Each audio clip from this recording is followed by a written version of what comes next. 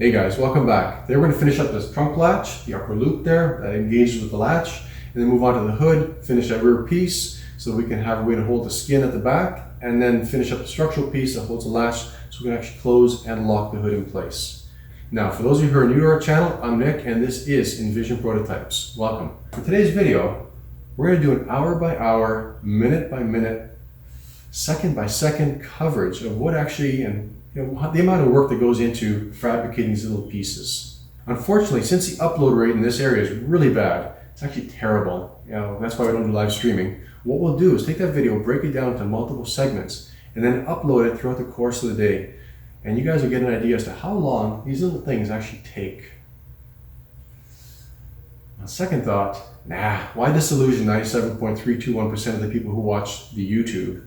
Anyway, let's get into fabricating this upper loop. So what we have here is the upper latch bracket. It goes inside the structure. This gets welded to the structure to distribute the force of the latch inside.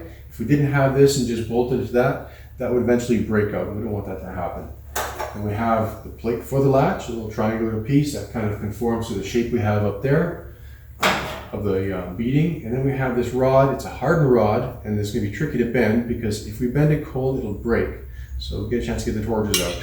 And we'll reconfigure this in such a way that it comes down and engages with the latch. So this rod is a precise diameter of this latch slot. If it's too large, it'll jam before getting to the proper location and latching. It won't latch around the rod. Or if it's too small, well, it'll be loose and it'll just flop around. And what I call this fitment is the Goldilocks fitment. It's not too tight, not too loose. If we had used a regular piece of steel rod, eventually the latch would wear a groove in this rod. Even though this is the same diameter, it would wear a groove in that and then it would become sloppy. And we don't want that. Or it would bend if you, we don't want to get to that point, but there's a chance this could bend and we don't want that to happen either. If everything's fitted correctly, all you have to do is just bring the trunk lid down and it just clicks shut. You don't need to be slamming it down to latch it. On a show car, that's the last thing. That's actually embarrassing.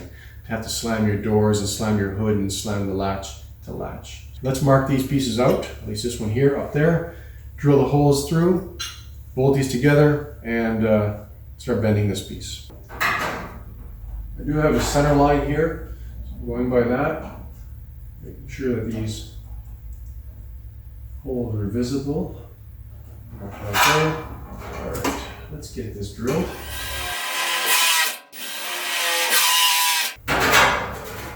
And I'm just looking at this bracket here for the most strength and for the cleanest appearance. Now, since this trunk lid skin comes down fairly tight, we can't have this edge up too high. So I think I'm going to take and flip it upside down. I think that's what I intended to do. It's been a few days since we've been onto this. No, I'm not going to let this go.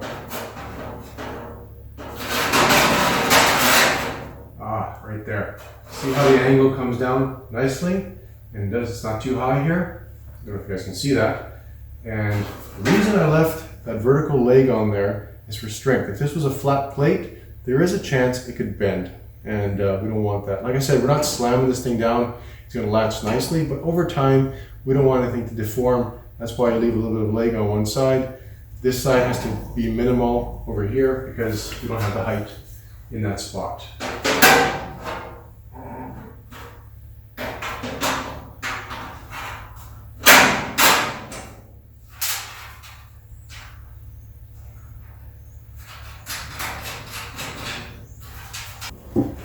Looks good there. It's level. Now we'll take it, disassemble all this, prime it before we weld it together, or weld it to the structure. I'm going to put a few little welds on a corner, don't need too much. Just we need something to hold this in place. Put a few witness marks here.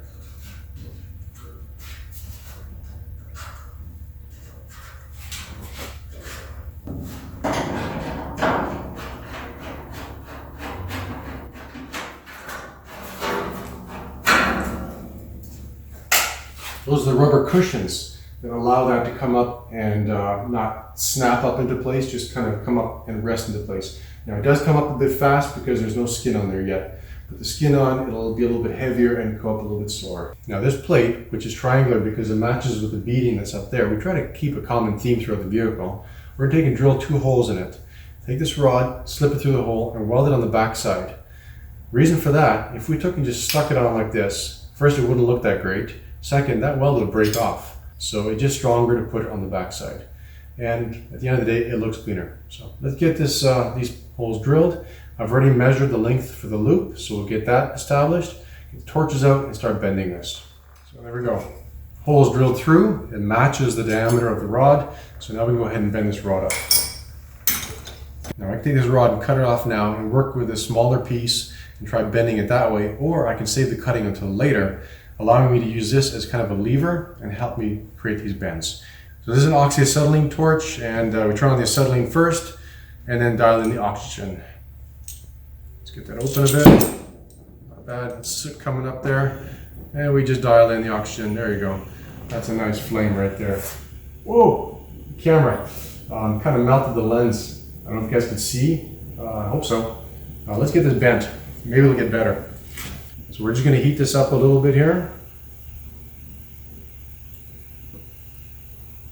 Nice and gentle. And ooh, look at that, bring it around. I want a nice soft bend.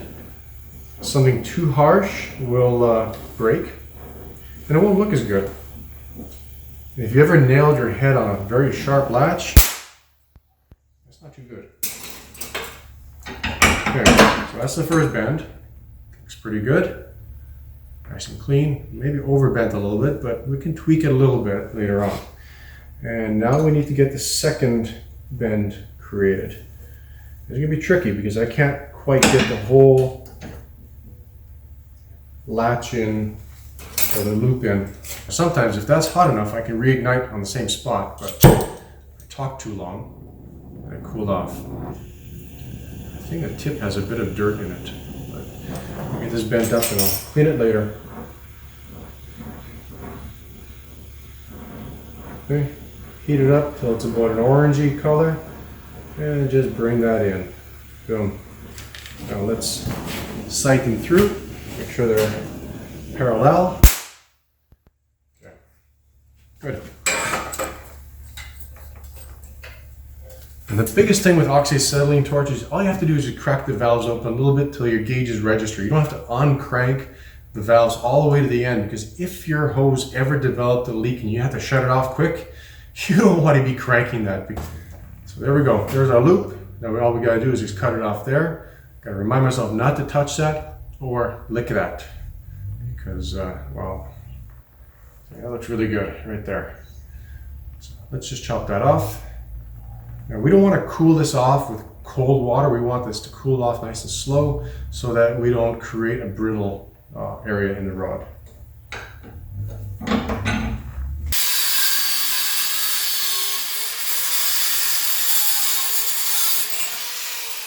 Now what I'm going to do, hopefully it's cool off by now, yeah, not bad, is set this up. I'll prime this later once everything's welded. Set this up in the vise. Look at that. It almost fits the holes. Let's give it a bit of a squeeze. Yeah, but one leg is off a little bit. Nothing crazy. Probably fit it together first. Now what I should do also, see how I've just shoved it through, how there's no place for weld there. You get a countersink, make a bit of a countersink there. Just give us room to put the weld in place, and then we'll try this again. So now you have a nice little countersunk area. So this loop comes through, just like that. There, now we have a place to put the weld.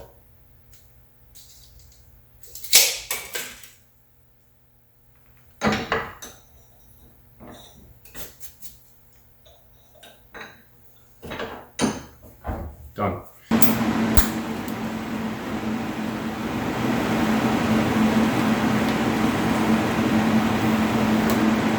We're going to grind that flat so we have a nice top surface to sit up against the sheet metal inside the trunk, and I'll get this installed once it cools off.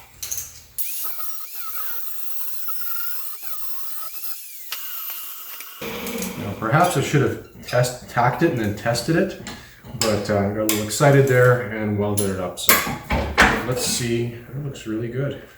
Okay, see that? Nice and smooth from this side, no weld showing, nice and clean, and then nice flush. That is hot. Did you hear that? It kind of sizzled. Huh? No? Anyway, nice and flat on that side too. So we'll get some paint on this. Paint will help cool it off. There you go. You can call this baked on enamel. All this is going to be disassembled, cleaned up, and painted for the final time later on. Right now, we want to make sure it works. Now, I'm getting ahead of myself again. What we need to do is mount that reinforcement piece in this area. If I can find it, we'll get that tacked in place. Where'd you go?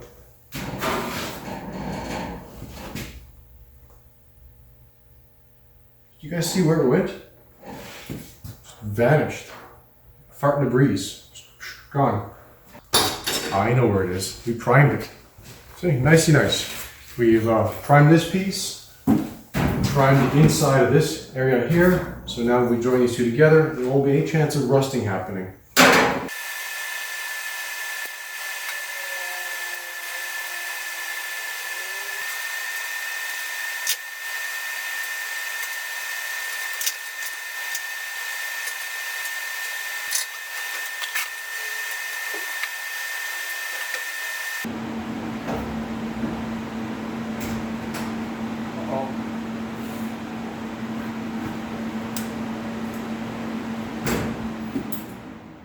I just latched it.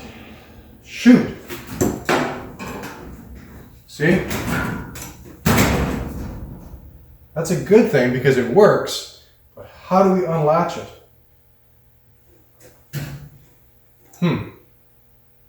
Oh, 1 second. I forgot we didn't have the skin on. Thank goodness. It works. So now we can go ahead and weld it up permanently. I gotta love when that happens. Now it's flopping around because there is no skin on there yet. When the skin goes on, that'll take care of that. Click, and it's shut the way it's gotta be. Now this gap back here is a little bit tight because this panel has to curve outward a little bit. Just like that. I don't know if you guys can see that little gap opening up there. Maybe on this one. But that's working out quite well. There is a child safety release mechanism on here, a little lever. I pulled that off just so we wouldn't damage it. So all we have here is just a raw cable sticking out, and then we have a keyhole cable, and this latch can be unlocked from inside the vehicle as well. So you can see there's a bit of flex right here. That'll be taken care of once the skin is on and we have a few tacks in place. But overall, right there. There, now I've got my finger stuck in here. Thank God we can open it. But you can see the gap. Yeah, okay, it's a bit open there. A bit open there. We still have to make that adjustment. But this gap here is going to be right on. See? Heavy 1/4 inch. Okay, so now we can weld these nuts on permanently and finish welding this little structural piece in place. And we'll be done. I guess we can latch it. Okay, so as you can see, the latch has been mounted. Looking quite nice up there. It's flowing with the beadwork. There's 2 tacks, we'll clean that up. A little bit on the edge there has to be cleaned up on that little bracket, but we'll do that once everything is disassembled. Get all those lines wiped off, but we'll get that done later. Right now, I'd like to get working on this hood and get that finished. So I already pulled it off. If you recall last time, these areas had to be added. That's been done, it needs to be metal finished. But this top edge needs to be rolled down just a smidgen more. It's a little bit high yet. So we'll mark that, and when the fender comes off, we'll roll that over, and then final metal finish all that. That's our patent pending hood prop rod. See, stick that up inside the hood, and then you go to the back, undo the 4 fasteners, and it settles down, and you can take and pull the hood off. One person. That's it. So this curvature is coming in quite nicely through here. And that's the hood there. So you can see the back edge is wavy, and that's what we're going to work on right now. Got the pieces cut out already, and it'll tie into, let's see if I can sneak in here. So it'll tie into this structural piece, come up, back, and this skin will hem over top of that. And then we'll get the hood in place and make sure that it conforms to the windshield, the curvature. You see the reflections along the edge here, kind of waver. We brought that nose down a bit, and we have to move the metal around in such a way that these reflections flow all the way through as one continuous line. Yeah, you can see it right here. It dips down and comes back up. That has to come through nice and even. So we'll just planish that out until we get where we need to be. And this isn't bad here, but again, we have to clean that up. Fill in that hole and get the structure in at the front. So order of operation for today is rear structure, front structure up underneath there, and then we'll see if we can planish this out. That's trivial. That can be done anytime. Okay, let's get to work on that hood and finish that off. I'm just tweaking the curvature of this rear hood structure piece, and I think it's going to do it. A nice sweeping curve all the way along. Let's go fit this. Driver's side top. Now it's going to go in between the structure right now and the skin. Okay. Just like that. We'll have to get one of our sweeps and see how it looks in terms of the curvature on top of the hood. I think before we go any further with this piece or hemming or anything, we're going to take and get this piece in. This is going to be a fairly flat hood. It doesn't have too much curvature this way. We don't want a big bulge. Curvature takes place in the sides and in the front area as well. But a flat surface is really tough to do because you have to really rely on the structure and the curvatures there to maintain the flatness through the center. We don't want this thing oil canning. There is a bit of crown, but not much. Just enough to keep it from oil canning. So if everything's done right and all the tension within the hood is correct, it'll stay there on its own. Unless, of course, somebody jumps on it. Anyway, that's looking good. Let's do this piece here, curve this around, get it fitted, and then we can keep going, roll this top edge down, because there's a lot of things happening right now. If we can't control this, we can't control these curvatures here. We have to match this to the door's curvature. Same on that one there. Okay, let's go to the tipping wheel. Roll this piece through. Passenger side top, meaning that this leg rolls this way, and this line here makes, we need this top flange here to roll that way. Otherwise, we'll have two driver's side pieces. Be good if you're making two hoods. But the second hood will come later for the pickup truck. We want to get this one done first.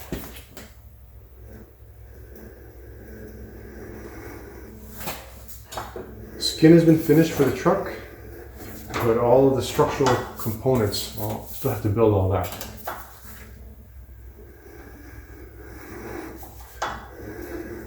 As I mentioned before, the coupe will be done before the pickup truck is done.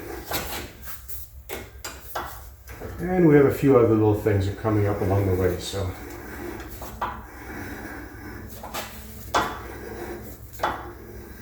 Okay, we're not going 90 degrees because this is going to be sitting on an angle. You can see a little bit of waviness going on there. We'll flatten that out. One more pass.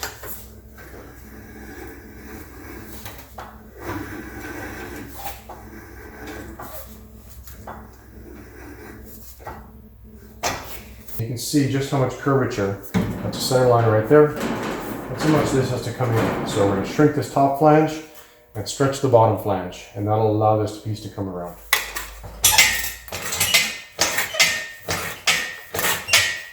And when you're using a shrinker, or a stretcher, just go in easy. Don't go crazy on it.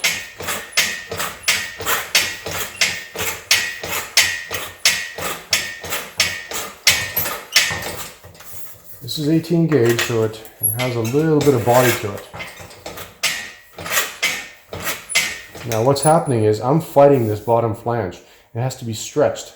So this is kind of, the one is fighting the other. So we'll have to kind of stretch the bottom one and then come back to this one.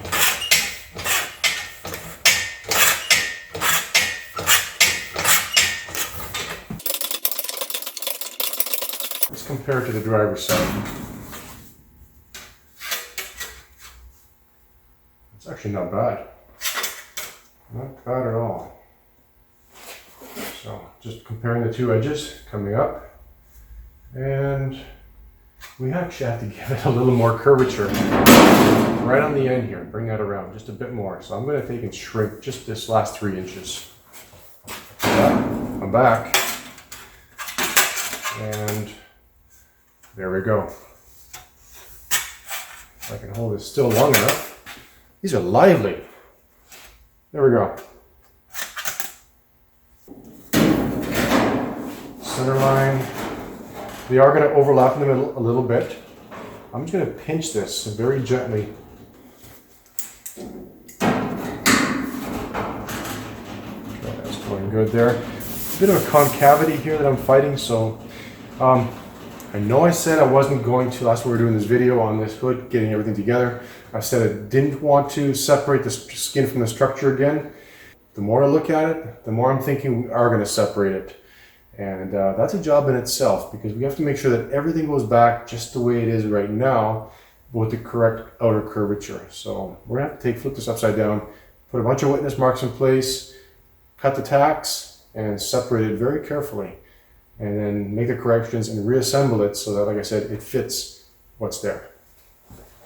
And just part of the job of building a car.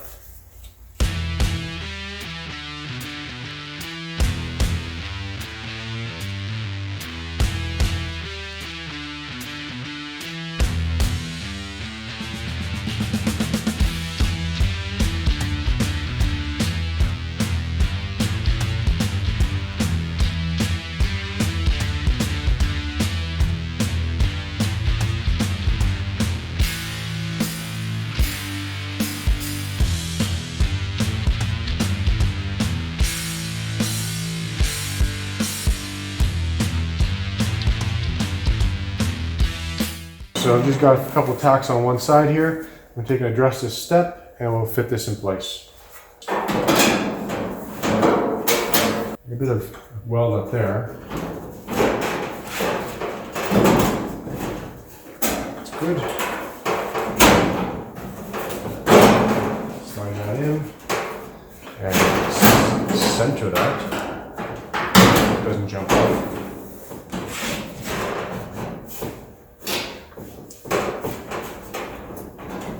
Okay, I'm liking that. That's good. While this piece looks very simple, it is quite complicated. Just to get everything to work in and come together properly. At this point, I think it's time that we can start taking this top edge and start rolling it over.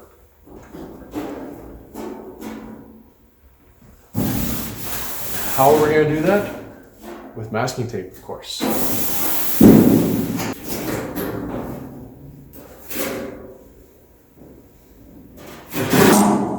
Got a Sharpie line here that I'm going to, and that was scribed off the windshield when the glass was in earlier. We're not going to get into rolling the ends, just the main center section here. Just get that down. The ends will have to be fine-tuned to the doors.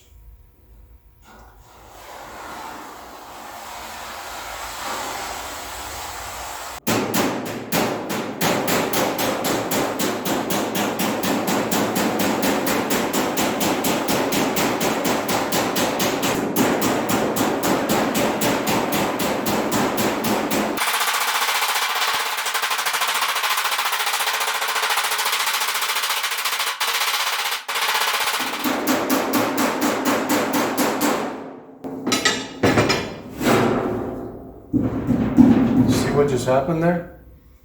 That wavy edge we had earlier, it's gone without any structure. See that? Push down quite a bit. I don't want to push down too much because it'll kink. But we have our nice crown throughout the hood just by rolling this down but not pinching it tight. And we're not going to pinch it tight. The structure will come up and behind there, and that'll add a lot of strength to this panel here. So, surprised you, didn't it? How much strength one rolled flange will add to a panel. Look at that. Quite a bit of force I'm adding to that. Okay, now you can see why something like this, with all the fitment, we've spent almost 28 hours just today on this panel. Insane. One person working on it. Do the math. Okay, so we've got the hood all flipped around, and this is the panel I was talking about that we still have to fabricate to extend this structure into the front edge, as well as have something to support the loop that's going to engage with the latch on the core support. So I came up with a template, transferred out to some sheet metal, rolled a flange, got a couple screws into it. This is still running wild here at the front. We'll get that later on. But I got looking at this, and it looks kind of blasé. We could leave it that way, nothing wrong with that. But I thought if we kind of outline a few little triangles to kind of keep with the triangular theme for the structural panels, it will look pretty trick. So what we have to do is find a way of kind of outlining something consistently on this panel. We could use rulers, but if only we had a piece of masking tape. Oh, here's a piece right here. You can use that. This stuff's amazing. You can use it for just about anything. There we go. See that? It's 1.5 inches, consistent width from this edge. You kind of do a little something over here like this. Now, I'm having a bit of trouble going around corners. That's okay, because we just need a reference. There we go. And there's just enough. This stuff is really sticky. Like this. And then we have to leave enough room in the middle for the latch structure, so I see what we can do about that. I think that would work out quite well. This kind of matches with the radius of the front edge. So let's draw some lines.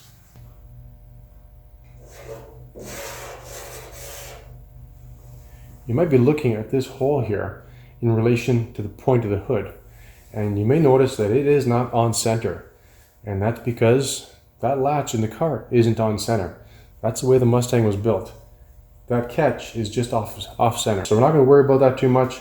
I want to make sure that our little pattern, triangle patterns, are on center with the center of the hood, and that'll be fine. So we're just going to take and draw a few more lines on here. Establish a curve right here. There we go. One more here.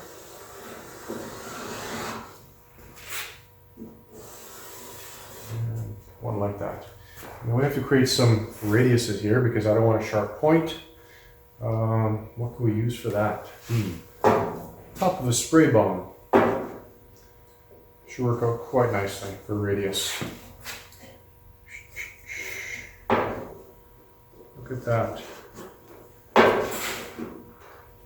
Now, that doesn't look, this point here, this radius or this diameter is a little too large. So if we can find something that's a little bit smaller, good. And this will work out perfectly.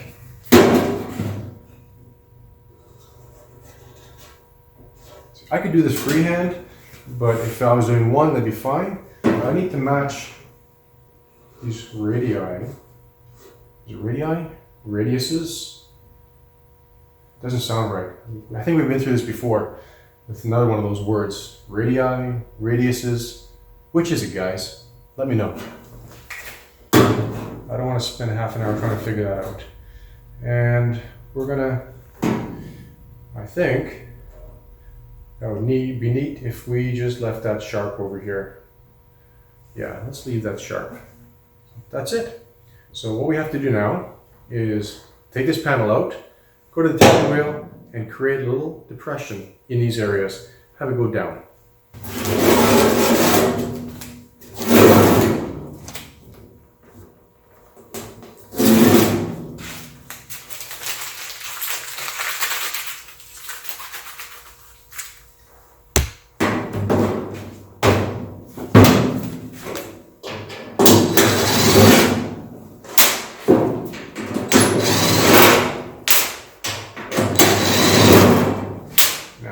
These little depressions are actually functional.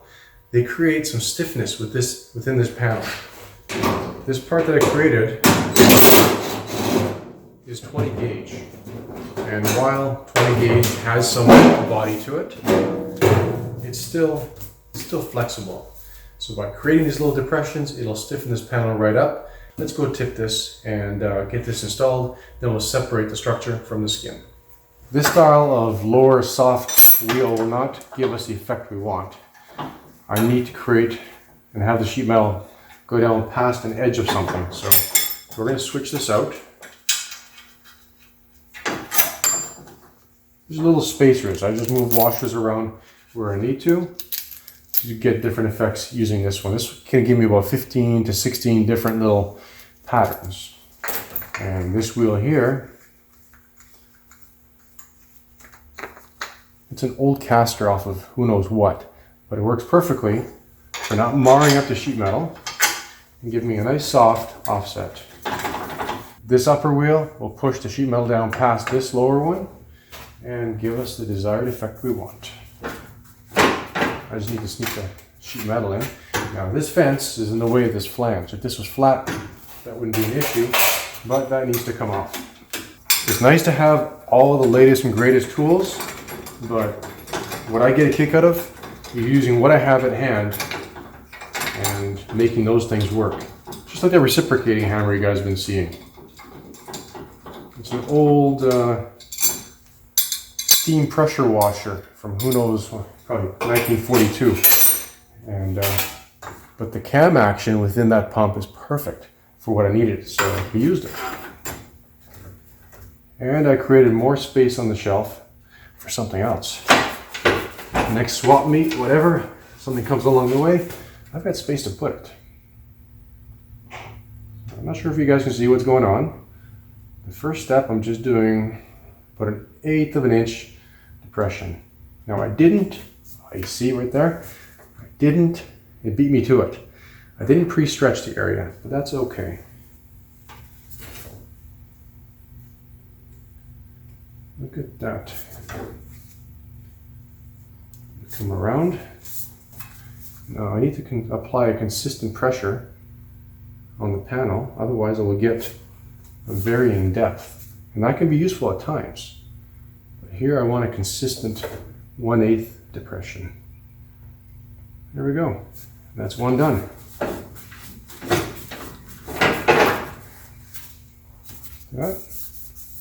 Gotta touch it up a little bit there. That radius is a little bit tight for this upper wheel, but that's not a problem.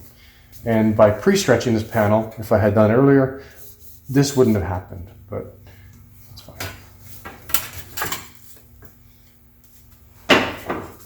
You can always fix it.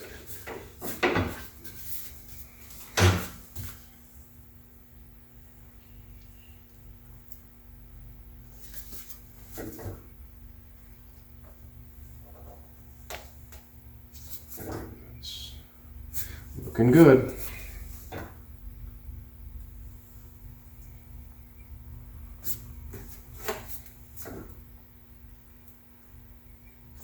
We'll just tap this out with a slapper, with a spoon, depends what you call it.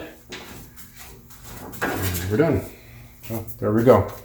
So we wipe off those marks and the panel is finished. And that's what it looks like from the inside. And that corner, I gotta touch it up a little bit. Same with this one, kind of sharpen it up. And we can call it done.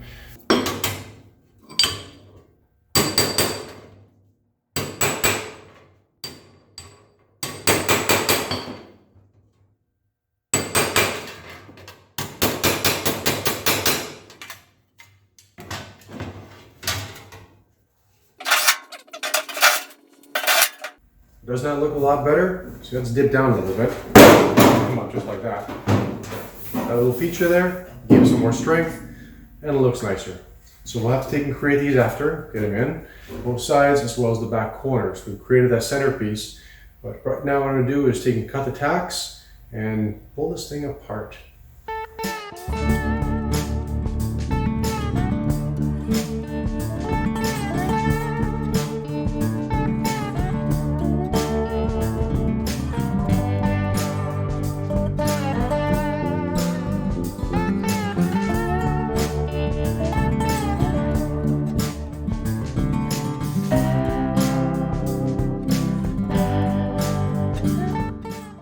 Okay, now the work begins.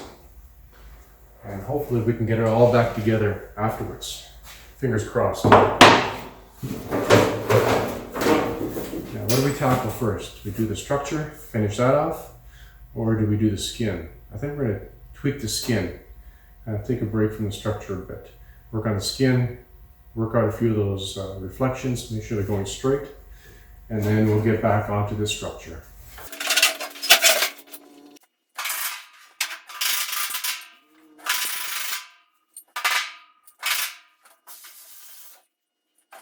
How's that look, guys? It's coming in really, really close here. So what happened with this hood, since we took and dropped that front profile a little bit, I don't mean taking and hemming the flanges and lowering, we actually lowered the front nose profile, that point, brought it down. It was up about 3/4 of an inch, almost an inch higher. Brought that down, and by doing that, we kind of deviated away from our buck, what we had initially shaped up. So that changed the shape of some of these panels. So anyway, got it all clamped in place, tacked it, screwed it together, and then discovered, which is bound to happen, that we had a bit of a low spot through here because of the curvature. The material had to be reconfigured, reshaped, stretched through here, allowing that to come in and up. And, you know, it was quite a bit of work to reshape these because once all this was tacked together, we can no longer put it in that wheel on your right-hand side there. So it wouldn't fit and it would make a mess. So I basically had to go through by hand, a hammer and dolly, kind of re-stretch, re-arch this area through here, and then give this a little, like feather that out a little bit with a bit of stretch, just so that everything would come together really, really nice. And that's feeling really good. Bit of a low spot here, we still need to work that up. So that's going to involve some on-dolly technique. Now, if you're wondering what on-dolly technique is, there's a card up above. It'll take you to a video on hammer and dolly techniques. And I go through and explain everything with a transparent piece of sheet metal. So check that out. Anyway, let me get back onto this, double up on the hearing protection. And you can see it does get loud after a while. And finish this whole curvature off. And then the other side's been done, and then we can get this joined up with the structure. So yeah, let's get hammering.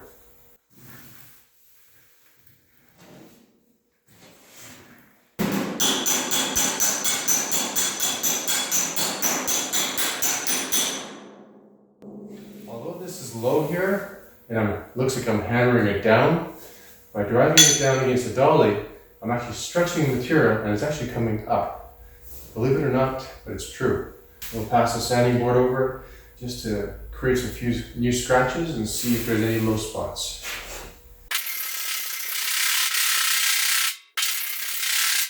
I don't know if you guys can see from all the way over there, but we have about a 16th, a heavy 16th at the lowest point right here, and that's where the trouble spot was initially. So we still have to do some stretching in through here and bring that up. The rest of it is coming in nicely. We do have a low spot here, but we'll get to that in a moment.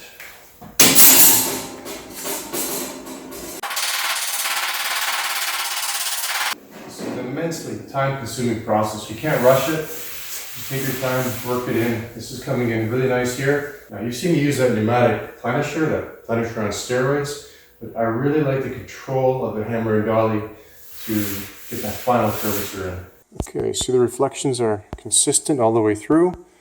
And if we come in closer, you can see the scratch marks. These little shiny points, that's where we plenished, and that's where we made contact and actually stretched the material. But as you can see, the scratch marks are very consistent. So now we're going to get the DA out.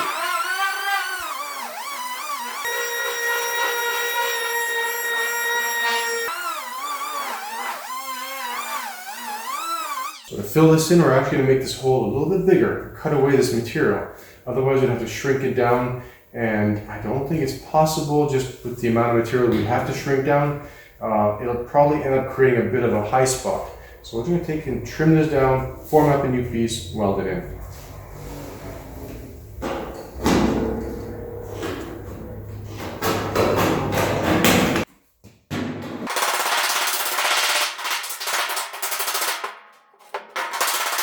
We're actually shrinking this as we're working it. This is all being held in place. This material has no place to go in this area other than into itself. And again, increasing in thickness.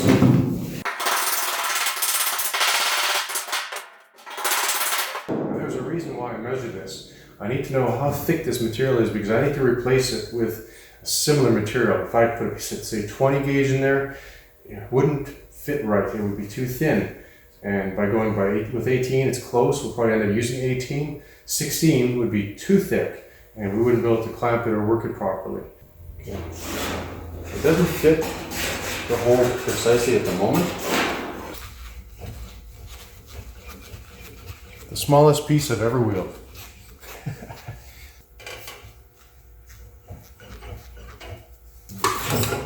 Okay, let's go fit this.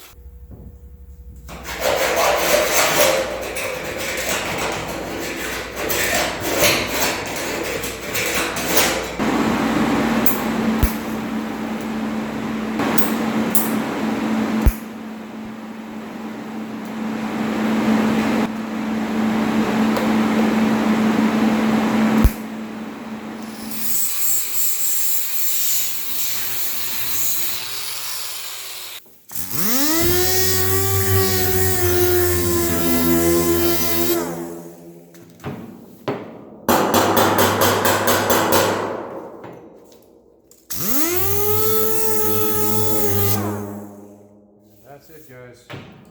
Okay, guys.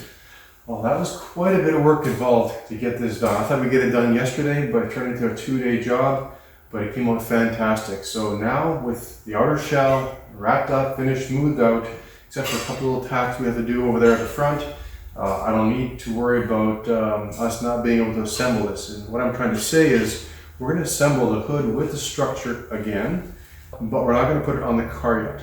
There's a little more work involved in finishing up the top of the fenders as well as the A-post pillars, because once that is done on the car, then we can go ahead and finish up these back corners. So everything in the front is done. We've got that structural panel in place, but these back corners and this radius through here that comes in around the windshield, that needs to be finalized yet. And I want to make sure that everything on the car is where it needs to be before we finish the hood. So let's get this flipped over and get the structure in place and see if we can slide it through.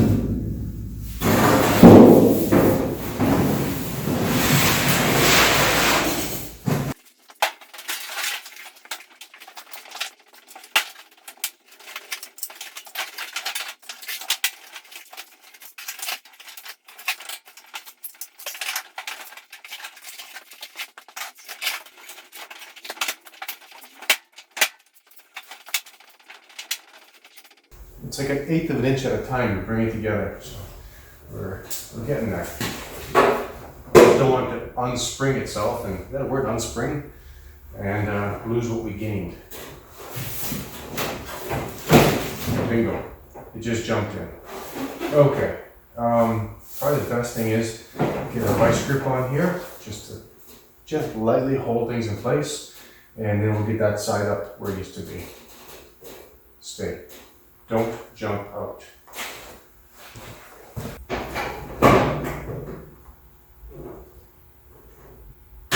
We want to create dimples with the vice grips. Just want to create enough friction that it stays together for us. Oh, this is going to be good. Oh, guess what happened? We jumped out.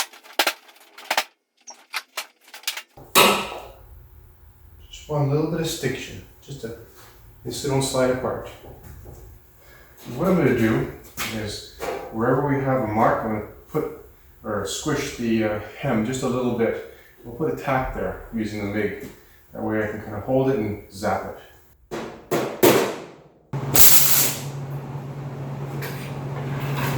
Just a small tack.